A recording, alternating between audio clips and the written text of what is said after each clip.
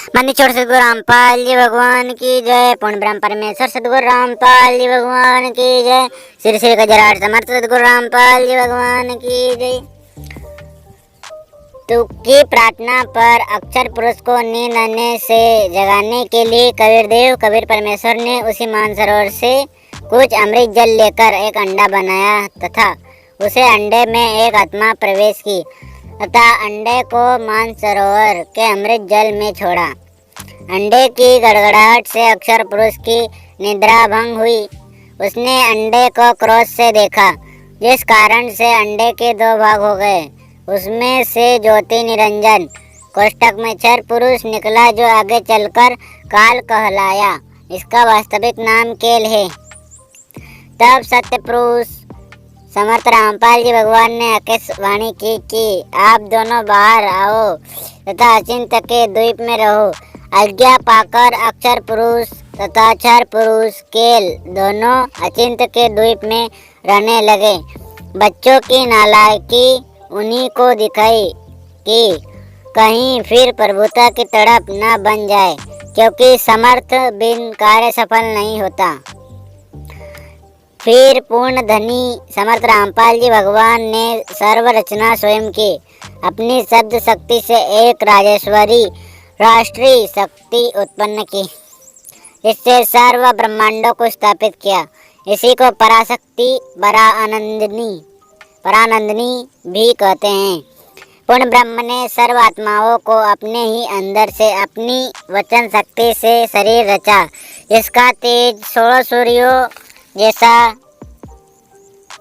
मानव सदृश ही है, परंतु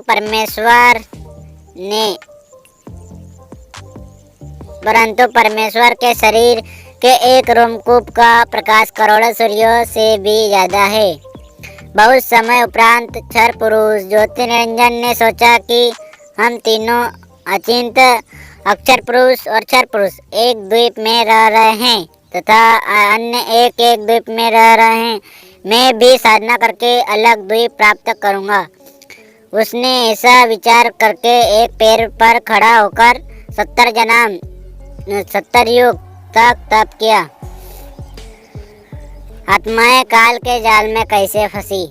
विशेष, जब ब्रह्म ज्योति निरंजन तप कर रहा था तो हम सभी आत्माएं जो आज ज्योति निरंजन के जाल में फंसी हुई है, आज ज्योति निरंजन ने 21 ब्रह्मांडों में रहते हैं, इसकी साधना पर आसक्त हो गए तथा हृदय से इसे चाहने लगे। अपने सुखदायी प्रभु सत्य पुरुष से उन्मुख हो गए।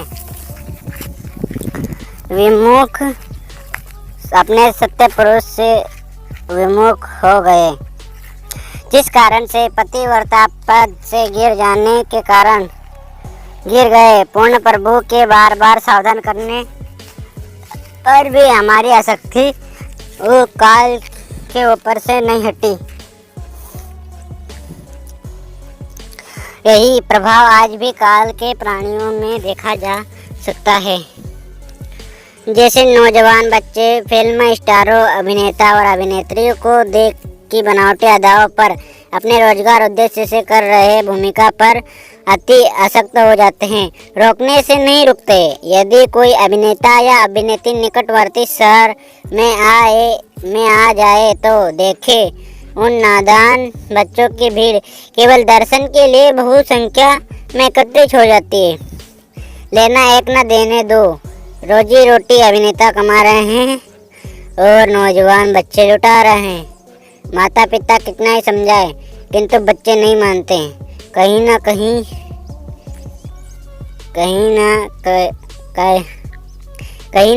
कभी ना कभी लुक छिप कर जाते ही रहते हैं।